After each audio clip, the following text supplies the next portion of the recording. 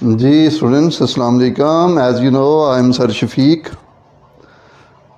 बेटा English public channel को subscribe कीजिएगा। और इंग्लिश पब्लिक चैनल पे मैंने एक और सीरीज़ शुरू की है वर्ब्स के हवाले से, verbs and their related words in simple sentences ये शुरू किए हैं। और ये आज का जो सेट है ये सेकंड सेट है। और इसमें देखें 5 वर्ब्स लिए गए हैं और फिर उनकी फ़र्स्ट फॉर्म, सेकंड फॉर्म और फिर थर्ड फॉर्म, और उनके रिलेटेड वर्ड्स के मैंने साथ 3 कॉलम बना दिए हैं। वो भी मैं पहले तो उनके मीनिंग डिस्कस कर लूँ, ठीक है। उनके नाउन, उनसे बनने वाले यानी कि वर्ब से बनने वाले जो नाउन हैं वो, फिर उनसे बनने वाले एडजेक्टिव्स, फिर उनसे बनने वाले एडवर्ब्स, वो डिस्कस करने बाद में हम इनको सेंटेंसेस में भी यूज़ करेंगे इंशाल्लाह। देखें सेट 1 हो चुका है। इंग्लिश पब्लिक चैनल पे आप जाएं और उसका टाइटल है कि forms of verbs and their related words, ठीक है, in sentences with Urdu translation, ये टाइटल है उसका। जी पहले देखें ये प्रेजेंट, फिर past second form of verb, ये मैं इधर लिख भी देता हूँ, सेकंड फॉर्म ऑफ वर्ब, ठीक है। और ये थर्ड फॉर्म ऑफ वर्ब, और ये नाउन है, ठीक है, और ये एडजेक्टिव है, और ये उससे उसके एडवर्ब्स हैं। ये देखें एडवांस, आगे बढ़ना, ठीक है, पेशगी अदा करना भी इसका मानी होता है। और एडवांस उसकी सेकंड फॉर्म है, फिर थर्ड फॉर्म उसकी एडवांस्ड, पास्ट पार्टिसिपल जिसको कहते हैं। फिर उससे बनने वाला नाउन एडवांस, जी पेशगी या पेशरफ्त भी कहते हैं इसको, या आला भी कहते हैं। इसका मानी बरतर भी होता है, ऊंचा भी इसका मानी एडवांस। ये सेंटेंस के इतबार से उसका मीनिंग क्लियर हो जाएगा जब हम इनको सेंटेंस में यूज़ करेंगे। फिर आगे देखें एडवांस एडजेक्टिव भी है, और फिर एडवांसिंग जो है आगे बढ़ते हुए, आगे बढ़ने वाले, ये एडजेक्टिव भी है। जी एडवाइस का मान नसीहत करना, और फिर एडवाइस उसकी सेकंड फॉर्म है नसीहत की, फिर एडवाइस्ड नसीहत की, फिर एडवाइस का मानी नसीहत, ये नाउन है नसीहत, ठीक है। और फिर एडवाइजेबल सिर्फ एडजेक्टिव है, इसका एडवर्ब नहीं बनाया। एडवाइजेबल का उर्दू में मानी होता है मुनासिब। जी अफेक्ट का मानी असरअंदाज होना, अफेक्टेड का मानी बहाना करना भी होता है। इसके 2 मानी है अफेक्ट के, बहाना करना भी होता है और असरअंदाज होना भी होता है, मुतासर करना भी होता है। जी अफेक्ट, अफेक्टेड, अफेक्टेड, ये ई वाला एक अफेक्ट बेटा होता है, ठीक है, जिसका मानी ये नाउन है, ऊपर नाउन के कॉलम में लिखा हुआ है ई वाला अफेक्ट जो है, ये स्टार्ट्स विद ई, तो ये नाउन है, इसका उर्दू में मानी है असर। और फिर एडजेक्टिव उससे 2 बने, यानी कि इफ़ेक्टिव और ए से, यानी कि effective beginning with A and effective beginning with E, दोनों एडजेक्टिव्स हैं, ठीक है। एक का मानी है जज्बाती और एक का मानी होता है मौसर।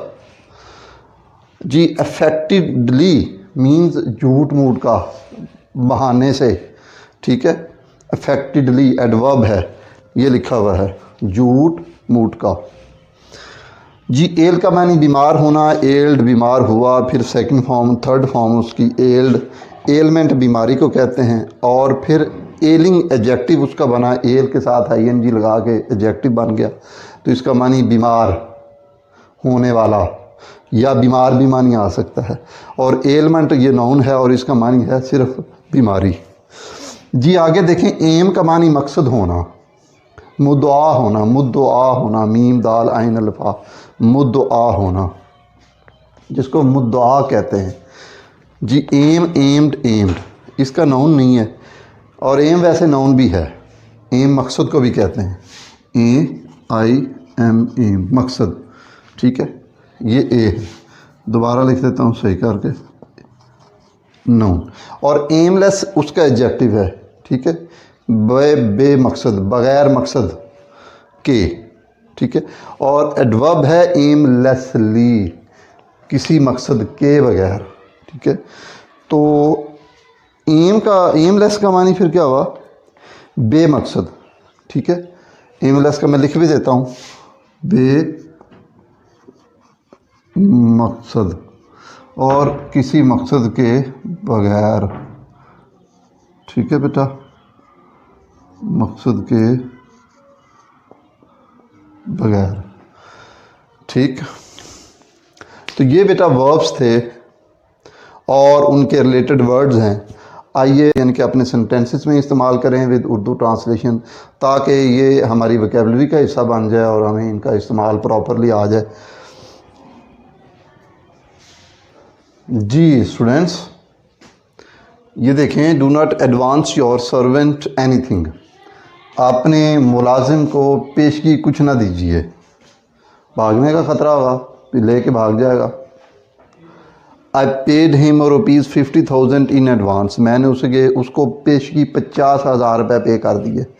Paid second form of verb, in advance अदा कर दिए। ठीक है, तो यहाँ पे जो इन एडवांस है ये बतौर नाउन यूज़ हुआ है, और यहाँ पे जो एडवांस है ये बतौर वर्ब यानी कि first form of verb use हुआ है। सेकंड देखें, थर्ड सेंटेंस देखें, first second third. The advance party, ये एडवांस जो है ये एडजेक्टिव है। Party Jamaat could not face the storm, तूफ़ान का सामना ना कर सकी। एडवांस पार्टी जो थी वो तूफ़ान का सामना ना कर सकी। ठीक है, नेक्स्ट देखें, could stop the advancing tanks. कौन रोक सका या कौन रोक सकता था। एडवांसिंग बढ़ते हुए एडजेक्टिव है, एडवांस से एडवांसिंग एडजेक्टिव बना है उसका। टैंक्स, टैंकों को, एंड ट्रूप्स और अफवाज को, फौजी दस्तों को और टैंकों को कौन रोक सका। ठीक है, हु कुड स्टॉप, कौन रोक सकता था, ये भी इसका तर्जुमा हो सकता है।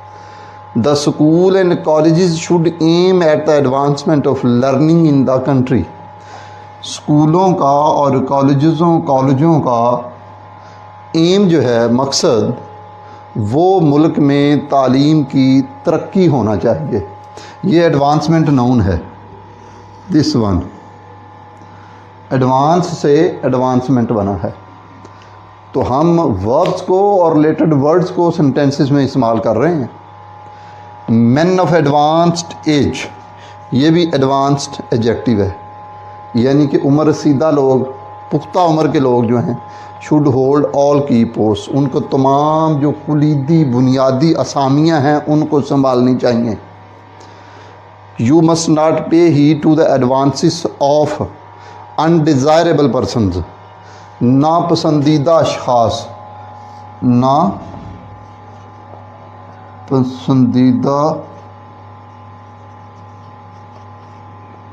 अशख़ास। ठीक है, नापसंदीदा पर्सन से वैसे इधर लिखा हुआ, इधर लिख देते, अशख़ास का तर्जुमा ये।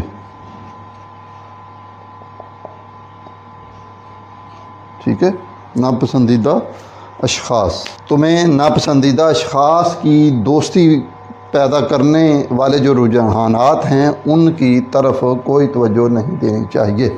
तो ये था हमारा एडवांस और एडवांस से रिलेटेड वर्ड्स का इस्तेमाल। अब हम देखते हैं अगला वर्ब जो है, उनका हमें वर्ब्स और उनके रिलेटेड वर्ड्स को हमने सेंटेंसेस में कैसे यूज़ करना है। जी स्टूडेंट्स, अगला सेट देखें और उसमें वर्ब्स का इस्तेमाल और फिर रिलेटेड वर्ड्स का। Father advised him to work hard, वालिद ने उसको, सेकंड फॉर्म ऑफ वर्ब, मेहनत करने की नसीहत की। He did not act upon my advice, उसने मेरी नसीहत पर कोई अमल ना किया। ये एडवाइस जो है ये नाउन है। इट इज़ एडवाइजेबल, ये मुनासिब है तुम्हारे लिए, टू ओबे योर पेरेंट्स के, तो अपने वालिदैन की फरमाबरदारी करना तुम्हारे लिए मुनासिब है। ये थे एडवाइस और उसके रिलेटेड वर्ड्स। अब हम थर्ड फॉर्म ऑफ वर्ब यानी कि देखते हैं वो कौन सी है।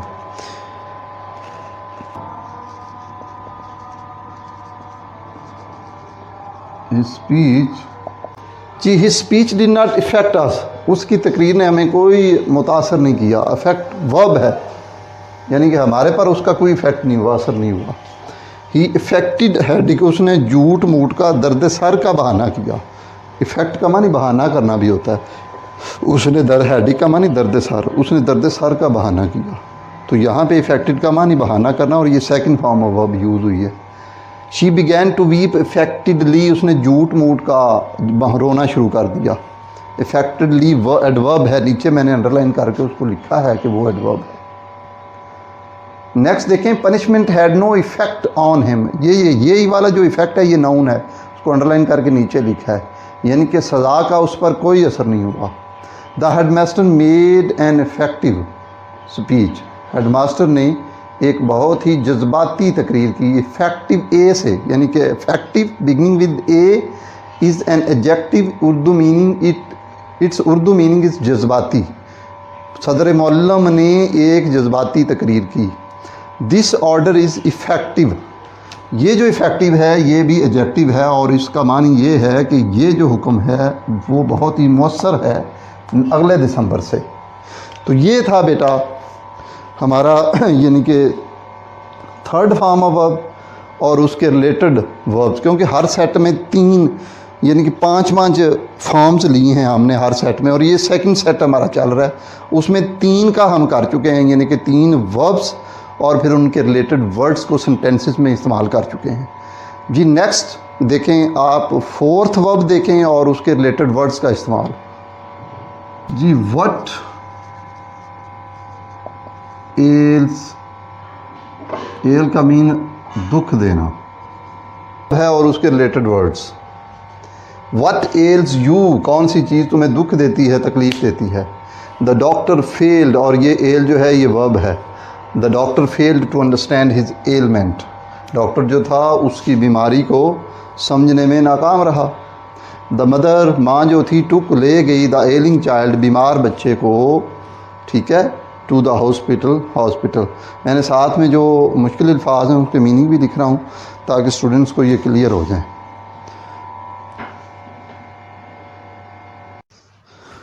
जी स्टूडेंट्स, सेकंड सेट है और उसकी लास्ट फॉर्म ऑफ वर्ब और इट्स रिलेटेड वर्ड्स हैं जी। एम है मुद्दा होना, यानी कि मकसद होना। क्या होना है इसका मानी, मकसद होना भी होता है, ठीक है, और इसका मानी मुद्दा भी होता है, ठीक है। सेंटेंस में यूज़ किया है कि he aims at gaining money by hook और बाय क्रूक। उसका मुद्दा है, यानी कि उसका मकसद है पैसे हासिल करना जायज़ नजायज़ तरीके से, ठीक है। और ये जो एम है ये वर्ब की फर्स्ट फॉर्म है। द हंटर, अगला सेंटेंस देखें, the Hunter aimed at the Dove. शिकारी ने, second form of verb underline की हुई है। एट द डव, फाख्ता पर निशाना बांधा, या फाख्ता का, शिकारी ने फाख्ता का निशाना लिया, ये भी तर्जमा हो सकता है। ही मिस्ड हिज एम जी, उसका निशाना जो था वो ख़ता हो गया, मिस हो गया। ख़ता, मिस का मानी ख़ता हो गया। एम यहाँ पे नाउन है और इसका मानी निशाना है जी। What is your aim in life, what is your aim in life. Aim का मानी यहाँ पे भी नाउन है, ये मैं क्लियर करके लिख देता हूँ। एम मीन्स नाउन जी। क्या एम है, मकसद है इन लाइफ, ज़िंदगी में, योर तुम्हारा। एमलेस एडजेक्टिव है, बेमकसद टॉक गुफ्तगू, इज़ ऑफ नो यूज़, बेकार है, यानी कि बेमकसद गुफ्तगू बेकार है। और ये जो एमलेस है ये एडजेक्टिव है जी। ही वॉज वेंडरिंग एमलेसली, वो आवारा गर्दी कर रहा था एमलेसली, बग़ैर किसी मकसद के, इन द स्ट्रीट्स, गलियों में। तो ये सेंटेंसेस भी बनाए हैं, यानी कि एम वर्ब है और उसके रिलेटेड वर्ड्स के सेंटेंस बनाए हैं ताकि स्टूडेंट्स को इन वर्ब्स का इस्तेमाल सेंटेंसेस में इस्तेमाल और फिर उसके रिलेटेड वर्ड्स का सेंटेंसेस में इस्तेमाल आसानी से आ जाए। तो ये हमारा आज सेकंड सेट जो है 5 form of verbs her set में हैं और ये सेकंड सेट की 5th फॉर्म ऑफ वर्ब थी और उसके रिलेटेड वर्ड्स थे। तो इनको स्टूडेंट्स आप गौर से सुने, इंशाल्लाह इससे आपकी वोकैबुलरी रेज होगी, आपको सेंटेंस मेकिंग आ जाएगी और वर्ब्स से निकलने वाले बनने वाले दीगर जो वर्ड्स हैं वो आपके इल्म में आ जाएंगे। उसकी भी जब आप प्रैक्टिस करेंगे तो डिफरेंट वर्ड्स का इस सेंटेंसेस में इस्तेमाल इंशाल्लाह आप बखूबी सीख जाएंगे। ओके, अल्लाह हाफिज़।